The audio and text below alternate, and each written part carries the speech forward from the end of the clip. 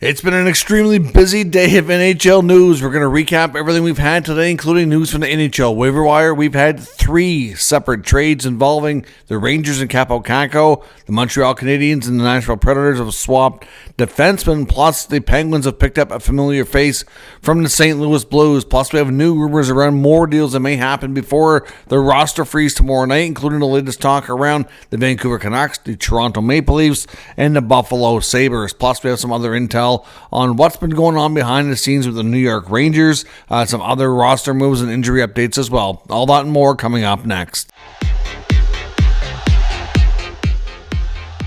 So welcome back to another video here at Top Shelf Hockey. As I mentioned, it's been an extremely busy day of NHL news. Of course, we know the NHL roster freeze is coming up tomorrow evening at midnight, so essentially first thing Friday morning. Of course, the roster freeze is in effect, so the players cannot be traded during the holiday season. Of course, we know most teams end up with 3 or 4 days off. Obviously, the couple of days leading into that break, they want to make sure that NHL players are safe and cannot have to worry about moving so close to the holidays, which is a good thing. But sometimes it almost creates almost like a mid-season NHL trade deadline. Of course, with the NHL trade deadline before the playoffs that we get, in March, obviously is a lot more fast, furious, and more activity. But essentially, this one here, like I said, it kind of creates a little bit of a urgency for teams. If they don't want to wait, they want to get ahead of things, and they want to have at least a move made for their club going into the games after the holiday break, or even a couple games that are left beforehand. So let's recap what we've learned today when it comes to all the activity revolving potential movement. We'll start with news from the NHL waiver wire. 4 players on waivers today. Wouldn't be shocked if we had a claim or so tomorrow. Today we have from the Colorado Avalanche, Ty Fagerberg. Of course, he's the older, more mature rookie who got his first taste of NHL action. I'm pretty sure he scored his first NHL goal as well. So, he gets the waivers. Unfortunately, has to go back down to the minors. I don't see him getting picked up. He's only got, like I said, one brief little stint here. We've also got from the Nashville Predators, Mark Del Gaizo. We've got from the New York Islanders, Grant Hutton, defenseman, and from Winnipeg Jets, defenseman Dylan Coughlin. Coughlin's probably the most likely pickup amongst the 4, but we'll see. And we'll find out tomorrow afternoon if any of those players are picked up, or if any or all can be reassigned to their AHL affiliates. As I mentioned, we had 3 NHL trades today. I do have dedicated videos on each one. Again, it came fast and furious this evening. The first one involving the Rangers and Kakko was a little bit earlier in the evening. The other 2 involving the Penguins and then the Habs-Preds deal came a little closer together later tonight. But the first one, Kakko, time in the New York Rangers is up. He is the former number 2 overall pick behind Jack Hughes. Going on, 5-6 years now in the NHL, had 140-point season. Otherwise, offensively at least, has been very stagnant in his development. I do think to some degree, that's on the Rangers, and I think some degree it's on the player, and some of the talents that we saw when he was younger just have struggled to translate at the NHL level. But yeah, considering he was the former number 2 overall pick, they get defenseman Will Borgen from the Kraken, and 2 picks, a 3rd and a 6th. It just seems underwhelming, but it goes to show you how Kakko's value has fallen off. Now, there's lots of talk and rumors that a year ago, or even last year at the deadline, for example, that Chris Drury had lots of offers to include Kakko and chose not to. For example, there's rumors that there was a deal on the table for with the Anaheim Ducks that would have included Frankie Vetrano and Adam Henrique returning. Of course, Vetrano returning and Henrique going to the Rangers, which I don't know the full package, but Kakko would have been involved in it, going to the Ducks. And there was also speculation that the Rangers were one of the teams trying to get Jake Gensel out of Pittsburgh before he ended up getting moved to the Hurricanes last year at the deadline. And, of course, the Penguins wanted Kakko in that deal, and he wouldn't do it. And now look what he gets for a return. Like I said, considering where Kakko was drafted, it feels underwhelming, but that's because of the fact that, of how the things have gone, from how his play is dictated, the results, right? So, yeah, it's a sell low opportunity And even though Kakko spoke out against the healthy scratch he got the other night from head coach Peter Laviolette, they claimed that it had nothing to do with the trade. And I believe that because his name has been in the rumor mill forever. It might have expedited things, but I mean, he goes from being health bombed, then he comes back in the lineup and he plays 7 minutes. And of course, in between, he complained, he didn't really go out of his way to complain. He was asked by the media how he felt about it, and he said he was surprised, didn't feel like he was the worst player on the team, but, didn't deserve to come out. And he, acknowledged he could play better, but he said it was also easy for them to take out the young guy and give him the boot. So, it's kind of paraphrasing his comments there, but essentially, you could tell he wasn't happy. And there was previous reports indicating that he, even though he hadn't asked for a trade, that he would welcome a fresh start. And now he'll get that in Seattle. Hopefully he can work with the other younger players on that team like Beniers and Wright, etc., and, find some more of that talent that was on display leading into his draft year. So that was the first big one. Then the second trade of the night, which is a little bit more minor, but Pierre-Olivier Joseph goes from St. Louis to Pittsburgh. Of course, he's very familiar with the Penguins, spent a number of years there, ended up going to St. Louis last offseason. And the unfortunate part about this is that when Pierre-Olivier Joseph ended up in St. Louis, he got to reunite with his brother Matthew, because Matthew was traded from Ottawa to St. Louis also. So they both ended up with the Blues, and there was an exciting time. The Joseph brothers could play in the NHL together. And after only 3 months, that comes to an end, so I'm sure that's sad. I know from the parents, they seem quite pleased, and now that'll be over with. The other big thing, too, not only is it over with quickly, but they were hoping to play in the Winter Classic together because the Blues will be playing the Blackhawks. I saw the Blues post a video just a few days ago with them two modeling the special jerseys. It just, I understand it's a business. But I do, have a heart, and I do feel bad for the Josephs. But Pierre-Olivier goes back to the Penguins where he's familiar. He worked a lot with Letang and Carlson, lived with Letang too as well. So I'll be curious to see how things work out for him in his second time around. And then thirdly, we saw a trade with the Montreal Canadiens, Nashville Predators, where the Habs trade right shot defenseman Jospeh Barron to the Preds for Alex Carrier. So again, Carrier's a little bit older, a little bit more experienced, and Barron's a little younger, a little bit bigger, a little bit more cost effective. So Montreal gets that experience, that little bit more rugged defenseman. I mean, Barron's got the size and everything, but hasn't quite found his consistency yet at the NHL. They've got other right shot young defensemen like Reinbacher and Mailloux coming up the ranks. So this kind of allows them to get a better balance, I guess, between veteran to youngster in their decor, and because we know Savard's probably getting moved this year, so it kind of keeps around a right-handed defenseman that's a little bit more experienced back there. So to me, I think it's a good deal for the Canadiens. Carey is no superstar by any means. It was kind of odd in a way that Barry Trotz signed him for 3 years in the offseason, then he trades him, but that team has struggled mightily and certainly needs some change. Now, some other roster moves we saw today. Nothing too crazy here, but a few quick updates before we get into some of the other speculation around the NHL. We saw today the Blue Jackets sent Jet Greaves back to the minors. They also recalled forward James Malatesta. There was some concern over Dante Fabro after last night's game.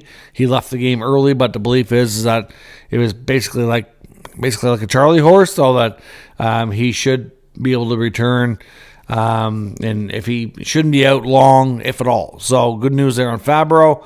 The Sharks recalled Yaroslav Askarov because Vanacek is going to be out for a while, at least a few weeks with an upper body injury. So Yaroslav Askarov will get another bit of games here running the NHL. The Red Wings activated goalie Alex Lyon. They picked up a big win tonight against the Philadelphia Flyers to start hopefully climbing their way up a little bit, close the gap slightly. Still a ways back, though, from the wild card spots that are currently held down by the Lightning and the Senators as of tonight. The Seattle Kraken today also returned Ryan Winterton back to the American Hockey League, and of course that makes sense with the trade in the works as well. Picking up Kakko, they had to create a roster spot there for him. So obviously, like I said, lots going on today with the speculation around the league. Before we get into the latest rumors about other trades we might see, I want to talk about a little further about the Rangers. There's a bunch of rumors out there about the Rangers. One, we've heard and I don't know what to make of this one, but there's some talk that former Ranger and former NHLer Sean Avery could possibly be a contender to be the GM down the road. That would be a shocker. I mean, he does do a lot of podcasting and talking online, and I know he says a lot of right things that sound good as far as what they need, but that just is curious and interesting. We don't have any reason to think right now that Chris Drury is going anywhere, so we'll kind of just park that. I just wanted to know if you hadn't heard of that rumor. Has been floating around up there, but former Ranger as well and current NHL Network analyst Mike Rupp also kind of ripped Drury and how he's handled things lately, and I don't think he's wrong. So one thing that Rupp had said, and he has it on good sources that he trusts, so we'll go with it. Says that basically the whole Jacob Trouba thing, we know dating back to the summer that they wanted to move him, and that the part that Rupp doesn't like is that all the communication was with the agent, and that up until Trouba was moved just a short time ago, the Drury had never had a face-to-face with him. Face-to-face, heart-to-heart, to kind of explain where, he said you can sit him down, say, I know this is going to be tough, but I got to do my job. Here's what I think the team needs. We do want to move you, and kind of work it out and just have better communication and just, kind of have a better rapport with your players, because it sounds like the team is, kind of ticked at management here. Now, it doesn't, to me, explain why they won't, they're on ice play, but yeah, I mean, I can understand why with what Rupp is saying. With truth to that, he needs to get better with his communication. I think he'll be a lot more respected. Players understand it's a business, but when they're not told anything and they're kind of blindsided, it's bad. And, obviously, one thing we've learned about Drury is if he wants you gone, you're going to be gone. He'll find a way to do it. He did it to Barclay Goodrow, did it to Jacob Trouba. Obviously the Kakko trade's a little different. As far as other names that are out there within the Rangers, we know that a lot of players are available if the right deal comes along. One name that was getting a little bit more attention today is K-Andre Miller. Again, I can't say for certainty they're going to move Miller, but this is another player to watch for sure. I think Chris Drury and the Rangers are still working on shaking things up and getting that team back on track, but I'm not sure that there's any more deals imminent there just yet. Of course, the Kakko trade, came together quickly here today, but I think that's probably been on and off. They've had lots of talk around Kakko for an extended period of time. So we'll see what else happens here with the New York Rangers. I know lots of talk from Frank Seravalli today. When it comes to the Buffalo Sabres, we don't know what's going to happen there. Now at 11 straight losses. They lost to Montreal last night, and not only did they lose, but they got their butts whipped. The Habs absolutely demolished them, and prior to last night's game, the Habs were dead last in the Eastern Conference. Now the Sabres are. They got their, just completely dominant fashion here. The Sabres had a terrible game. They were dominating. So they're now last in the East. So even though the owner flew to Montreal, met with the team, they came out with a lackluster effort, and you have to wonder now what comes next, right? And there's Frank Seravalli confirmed that they're not necessarily that they're open to moving everybody, because I don't think they are. Teams are inquiring right now. They're like vultures, what it sounds like, around the Sabres, even on some of their younger talent that they're unlikely to move. Like I would think Peterka, Owen Power, to some degree even Rasmus Dahlin. I've seen Montreal media even salivating over the idea of maybe if they could trade for Dahlin. But again, we don't have any reason to think he's available. But the Sabres need something to change, and they need it to change fast. But what they do, it's hard to say. It's just the update from Frank today was that they're getting calls on probably 7, 8 to 10 of their players. We've heard about Cousins and Byram over and over again. Like I said, I'd throw in Jack Quinn. I would throw in, to some degree, Owen Power, Peterka. It doesn't mean that the Sabres are out there shopping these guys. I'm just saying that they're getting lots of inquiries from a variety of teams on these guys. So we'll see where things go on that front. Now, of course, the Maple Leafs are another team that's been playing well lately. Craig Berube's got them on a good streak here, and there's lots of speculation about what they may do, but it's probably going to come a little bit later, closer to the trade deadline. The main consistent piece we've heard from NHL insiders is that they likely want to add a 3C, number 3 centerman. One name that's come up, this actually came as a suggestion. This isn't so much a rumor as what's being discussed. This came as a suggestion from analyst Paul Bizanet on TNT, but he actually made mention of this on a Leafs podcast, that Scott Laughton in Philly is a name that they should go after. And I don't disagree with him. He's got a decent contract, Ontario boy. So, obviously it'd be another guy trying to come home and help them win the Stanley Cup, which we know they have a bunch of guys trying to do that already. Again, I wouldn't base my moves based on the fact they're from Ontario, but it just might, if you have somebody with trade protection, they might be more open to it as a homecoming type of deal. But Laughton's just a steady, reliable 200-foot player. He can give you a bit of offense, give you a bit of physicality, and could be a great third-line type addition if that's what they're looking for. But belief is amongst the Leafs within the insider world here is that that's what they want to add right now. They're pretty happy with their D. I think for the most part they're happy with their goaltending, but of course at this point want to make sure that the durability is there, that their goaltenders are healthy. The Leafs are not in a major hurry to do this, and some teams are also reluctant to make moves right now because they're in the mix. The Flyers would likely be one of those teams.